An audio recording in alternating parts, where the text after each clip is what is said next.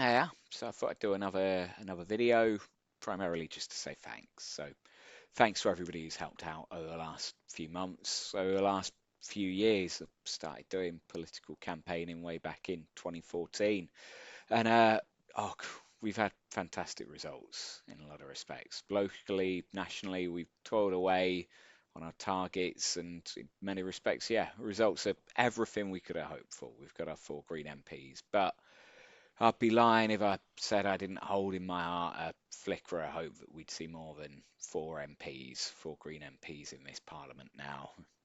And locally, I thought our results were going to be much more impressive than simply keeping our deposits in Bournemouth East and Bournemouth West and Poole.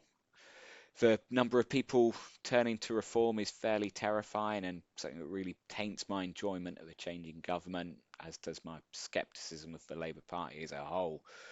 But regardless, so this can't distract from the energy and effort everybody's put in, so should be much more positive than I am at the moment. And if you've been part of the campaign, you should have details of our celebration event tonight. Drop me a message if you've not got that. Congrats to our new Bournemouth MPs, Tom and Jessica. I'm hoping they'll be pushing forward with the promises they made on the campaign trail, especially so on climate change. We've got no time to waste there, really. Their commitment to PR is another one I'm hoping they'll follow through on. We've got the local elections here happening in 2027. Wouldn't it be wonderful if they were proportional to some degree, or at least not first past the post? Anyway, glad Neil got in for Labour as well, getting the Tories out. I was happy to see that happen after quite a grueling series of recounts.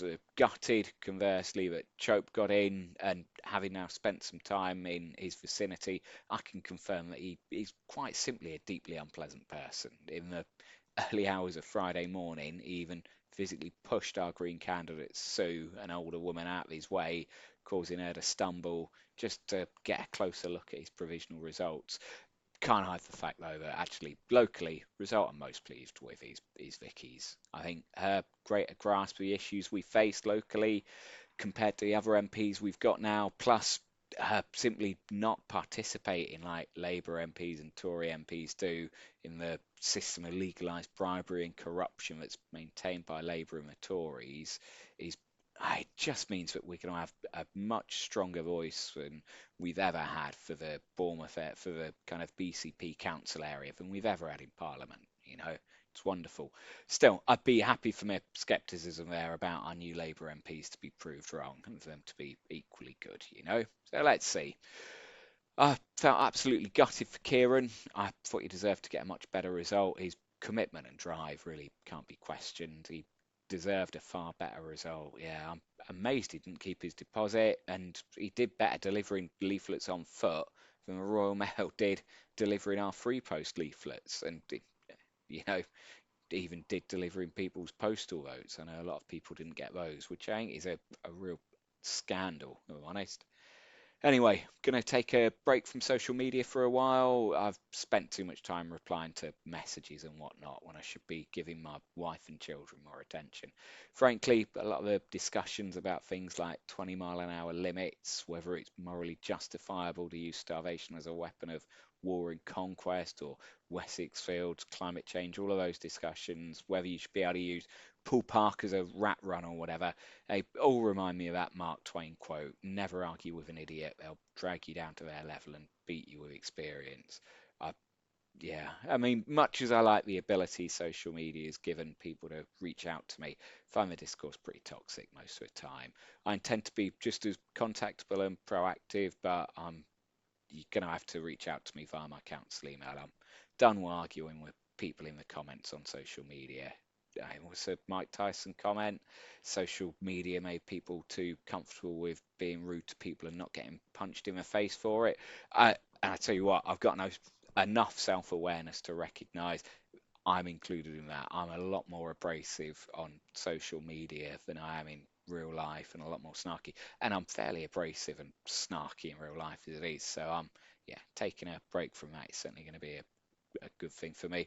I'm still going to keep posting these videos and blogs and whatnot, and I'd like to actually start doing something like a regular online live Q&A where people can grow me and give me a hold my feet to the fire, make sure I'm doing my job right and whatnot. I think it's really important. And if you're interested in helping me run that, my technical knowledge on that kind of stuff is really limited. Let me know, get in touch. Uh, Anyhow, going to be nice getting back to some actual council work and some actual work and family life and all of that. I'm going to try and get some answers on the closure of a refuge, push on with de-twinning. I've got questions on referrals to gender identity services in Dorset, which should be being covered by the Adult Health and Social Care ONS panel that I sit on. Need to catch up with that and what's going on there.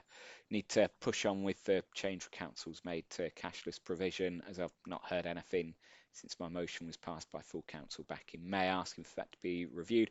BDC frustratingly had a Bournemouth Development Company, which I sit on as well as a councillor. They had their board meeting cancelled last month because of the election, which was a bit frustrating because it felt like we were finally starting to make some progress. Just everything is slow as a councillor. To think I've been in for a year and achieved just a fraction of what I wanted to have got done. Anyhow, as ever, any feedback, thoughts on what I'm putting out, what I'm saying, or casework, get in touch via my council email. And thanks again for reading, watching, or whatever, and being engaged in our politics. There's a lot to do. Let's keep on getting on with it. Thanks all.